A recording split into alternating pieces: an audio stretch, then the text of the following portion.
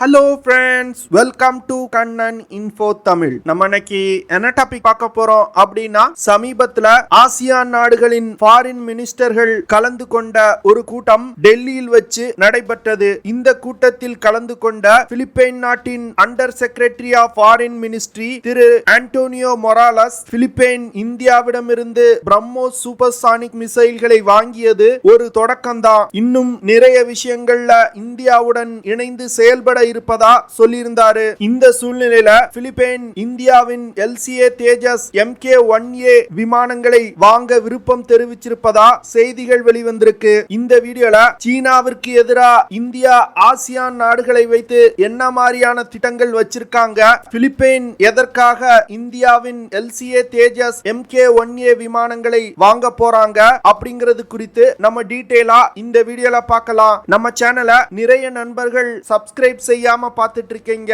தயவு செஞ்சு சப்ஸ்கிரைப் பண்ணிக்கங்க. நீங்க பண்ற ஒவ்வொரு சப்ஸ்கிரிப்ஷனும் எனக்கு அடுத்தடுத்த வீடியோஸ் போடுறதுக்கு ஒரு மோட்டிவேஷனா இருக்கும். இந்தியா ஆசியான் நாடுகளுடன் நெருக்கத்தை அதிகரிப்பதற்காக பல விஷயங்களை முன்னெடுத்து செயல்படுத்தி வர்றாங்க. அந்த வகையில சமீபத்துல வியட்நாம் நாட்டுடன் ஒரு ராணுவ ஒப்பந்தத்துல இந்தியா கையெழுத்திட்டாங்க. இந்த ஒப்பந்தத்தின் மூலம் வியட்நாமும் இந்தியாவும் தங்களுடைய முப்படை தளங்களை ஒருவருக்கொருவர் பயன்படுத்திக் கொள்ள முடியும். இந்த ஒப்பந்தம் சீனாவிற்கு எதிரான இந்தியாவின் நகர்வுல ஒரு முக்கியமான விஷயமா பார்க்கப்படுது. இதை தொடர்ந்து இந்தியா ஆசியான் நாடுகளுடைய ஃபாரின் மினிஸ்டர்கள் பங்கேற்கும் ஒரு கூட்டத்தை நியூ டெல்லியில நடத்தினாங்க. இந்த கூட்டத்துல ஆசியான் நாடுகளுடைய ஃபாரின் மினிஸ்டர்கள் கலந்து கொண்டு இந்தியாவுடன் தங்களுடைய கோஆர்டினேஷனை அதிகரிப்பதற்கு சில முக்கியமான ஒப்பந்தங்கள்ல கையெழுத்திட்டாங்க. இந்த கூட்டத்துல பிலிப்பைன் சார்பாக பிலிப்பைனுடைய under secretary of foreign ministry திரு ஆண்டோனியோ மொராலஸ் கலந்து கொண்டார். அவர் அந்த கூட்டத்தின் முடிவில் செய்தியாளர் சந்திப்பில் பேசும் பொழுது, பிலிப்பைன் இந்தியாவிடமிருந்து பிரம்மோஸ் சூப்பர்சானிக் க்ரூஸ் மிசைல்களை வாங்கியது ஒரு தொடக்கம்தான், இன்னும் பல விஷயங்கள்ல இந்தியாவும் பிலிப்பைனும் இணைந்து செயல்பட இருப்பதா அவர் சொன்னாரு. $375 மில்லியன் மதிப்பிலான பிரம்மோஸ் மிசைல் ஒப்பந்தத்தை பிலிப்பைன் மக்களும் பிலிப்பைன் ராணுவத்தினரும் வரவேற்கிறாங்க அப்படின்னு சொல்லியிருந்தாரு. பிலிப்பைனின் முப்படைகளை நவீனப்படுத்துவதற்கு இந்தியா உதவ வேண்டும் அப்படின்னு அவர் கோரிக்கை விடுத்திருந்தாரு. இன்னும் இந்தியா மற்றும் பிலிப்பைன் நாடுகள் பேச்சுவார்த்தை நடத்தி பிலிப்பைன் ராணுவத்தை நவீனப்படுத்துவதற்கு பல ஒப்பந்தங்கள்ல கையெழுத்திட வேண்டும் அப்படின்னு அவர் அறிவுறுத்தியிருந்தாரு. மேலும் ஆண்டோனியோ மொராலஸ் பேசும் பொழுது, இந்தியா மற்றும் ஆசியான் நாடுகளிடையே மேரிடைம் கோஆபரேஷன் அதிகரிக்க வேண்டும், இதன் மூலமா சவுத் சைனா சி மற்றும் இந்தோ பசிபிக் ரீஜியன்ல அமைதி மற்றும் ஸ்திரத்தன்மை நிலவும் அப்படின்னு சொல்லியிருக்காரு. அது மட்டும் இல்லாம பிலிப்பைன் நாடு சந்தித்து வரும் பிரச்சனைகளுக்கு மிக முக்கியமான காரணம் சீனா சவுத் சைனா சி பகுதியில் எங்களுக்கு சொந்தமான பகுதியில செயற்கையான தீவுகளை உருவாக்கி அந்த தீவுகள்ல விமான ஓடுதளங்களை அமைக்கிறாங்க. இப்படி செய்வதன் மூலம் சவுத் சைனா சீல பிலிப்பைனுக்கு உண்டான உரிமையை பறிக்க முடியாது அப்படின்னு அவர் சொல்லியிருக்காரு. சவுத் சைனா சீல சீனா உரிமை கொண்டாடும் பகுதிகள் பிலிப்பைனுக்கு சொந்தம் அப்படின்னு சர்வதேச நீதிமன்றம் சமீபத்துல தீர்ப்பு கொடுத்தாங்க.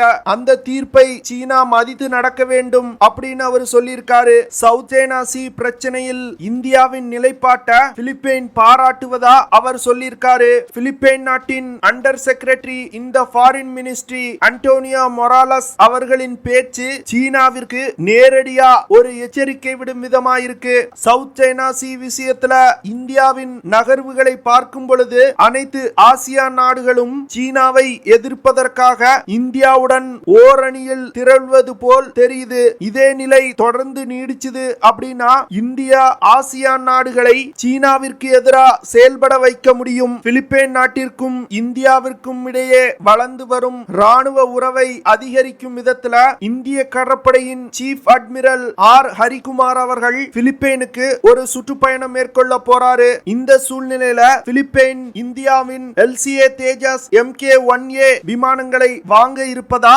செய்திகள் வெளிவந்திருக்கு. அதாவது பிலிப்பைன் விமானப்படை உள்நாட்டு போராளி குழுக்களை எதிர்த்து போரிடுவதற்கு ஒரு லைட் மல்டி ரோல் ஃபைட்டர் ஜெட்டை வாங்க இருப்பதா சொல்லப்படுது. பிலிப்பைன் விமானப்படையில் சவுத் கொரியாவிடமிருந்து வாங்கப்பட்ட FA-15 விமானங்கள் பயன்படுத்தப்பட்டு வருது. இந்த விமானம் ஒரு லைட் காம்பாக்ட் ஏர்கிராப்ட் தான். ஆனா இந்த விமானத்தோட செயல்திறன் கொஞ்சம் கம்மியா இருப்பதாகவும் அதனால அதிக திறன் கொண்ட ஒரு லைட் காம்பாக்ட் ஏர்கிராப்ட வாங்குவதற்கு பிலிப்பைன் முயற்சி செய்து வருவதாகவும் சொல்லப்படுது. முதல்ல பிலிப்பைன் விமானப்படை சாப் நிறுவனத்தின் கிரிபன் இல்லனா லாக்ஹீட் மார்டின் நிறுவனத்தின் F-16V விமானங்களை வாங்க திட்டமிட்டிருந்தாங்க. ஆனா பிலிப்பைன் நாட்டின் பிரசிடென்டான ரோட்ரிக் டிட்டர் F-16 விமானங்கள் தீவிரவாதிகளை எதிர்த்து போரிடுவதில் பயனற்ற விமானம் அப்படின்னு சொல்லியிருக்காரு. அது மட்டும் இல்லாம தற்போது பிலிப்பைன் விமானப்படைக்கு தேவை தீவிரவாதிகளை எதிர்த்து போரிடும் ஆபரேஷன்கள்ல பயன்படுத்துவதற்கான ஒரு லைட் காம்பாக்ட் ஏர்கிராப்ட் தான். அதனால F-16 விமானங்கள் தேவையில்லை அப்படின்னு நிராகரிச்சிட்டாரு. சீனாவின் ஆதரவோடு செயல்படும் கம்யூனிஸ்ட் தீவிரவாத குழுக்கள் பிலிப்பைன் நாடு முழுவதும் பல தீவிரவாத செயல்கள்ல ஈடுபட்டு வர்றாங்க. குறிப்பா சவுத் பிலிப்பைன் பகுதியில அதிகமான தீவிரவாத செயல்கள் நடைபெற்று வருது. இந்த தீவிரவாத குழுக்களை அடக்குவதற்கு பிலிப்பைனுக்கு லைட் காம்பாக்ட் ஹெலிகாப்டர்கள் மிக முக்கியமான தேவையா பார்க்கப்படுது. சமீபத்துல துருக்கி ஏரோஸ்பேஸ் இண்டஸ்ட்ரி நிறுவனத்திடமிருந்து T-129B காம்பாக்ட் அட்டாக் ஹெலிகாப்டர்களை வாங்கியிருக்காங்க. இந்த ஹெலிகாப்டர்களுடன் இணைந்து தீவிரவாத குழுக்களின் மீது குண்டுகள் வீசுவதற்கு பிலிப்பைன் லைட் காம்பாக்ட் ஹெலிகாப்டர்களை வாங்க போறாங்க.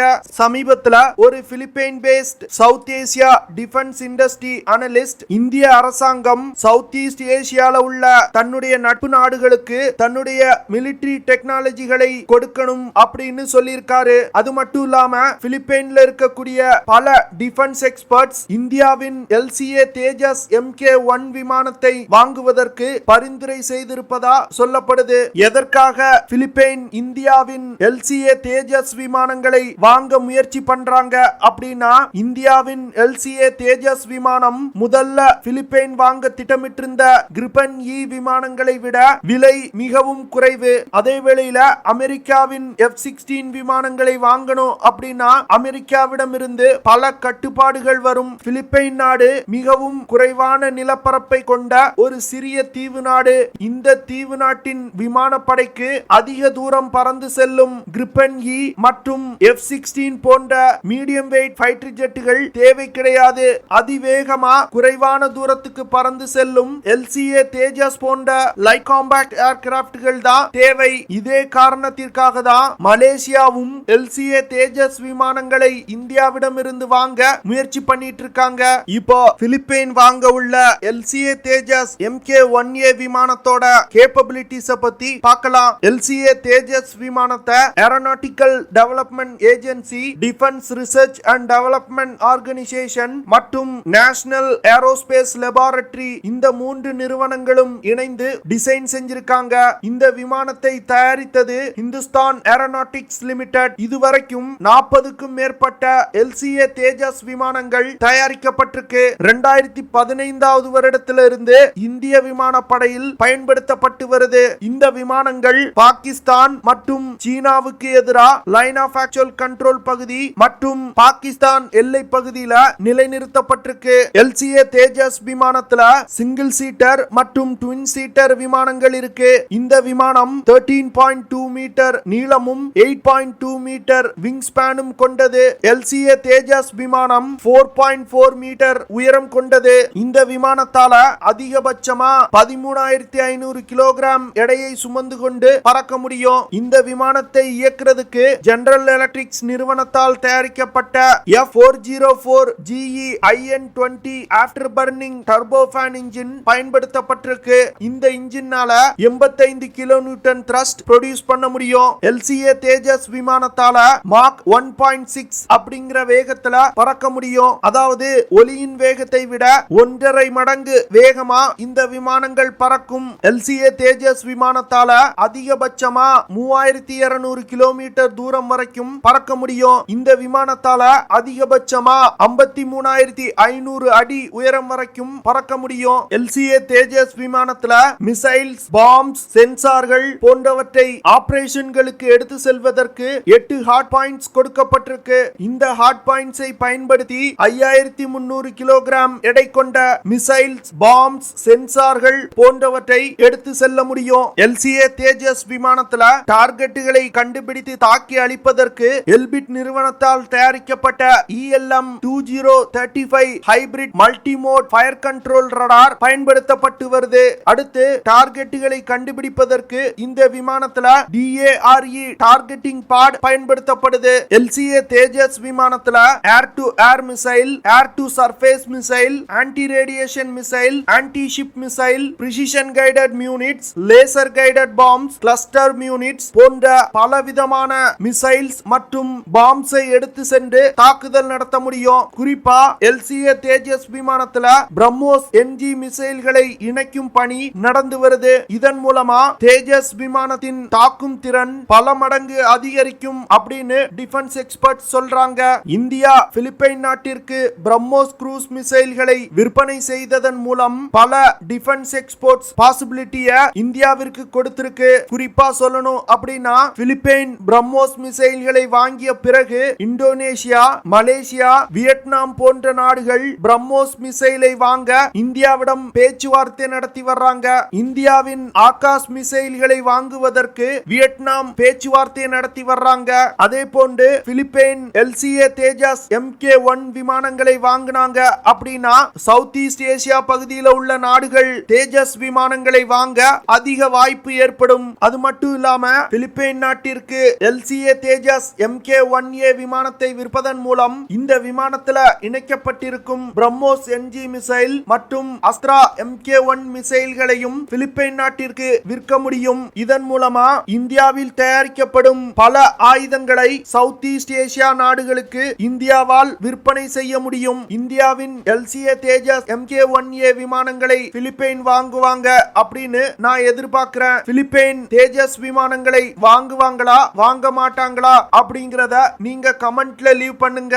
ஓகே ஃப்ரெண்ட்ஸ், நம்ம வீடியோவோட நிறைவு பகுதிக்கு வந்துட்டோம். இதெல்லாம் தான் நான் உங்ககிட்ட ஷேர் பண்ணணும் அப்படின்னு நினைச்ச விஷயங்கள். ஐ ஹோப் நான் ஷேர் பண்ண விஷயங்கள் உங்களுக்கு பிடிச்சிருக்கும்னு நினைக்கிறேன். அப்படி பிடிச்சிருந்துச்சுன்னா ஷேர் பண்ணுங்க, லைக் பண்ணுங்க, கமெண்ட் பண்ணுங்க. மறக்காம நம்ம சேனலுக்கு சப்ஸ்கிரைப் பண்ணுங்க. அப்படியே அந்த பெல் நோட்டிபிகேஷனை கிளிக் பண்ணி ஆல்ங்கிற ஆப்ஷனை எனேபிள் பண்ணிக்கங்க. See you in the next video. Jai Hind.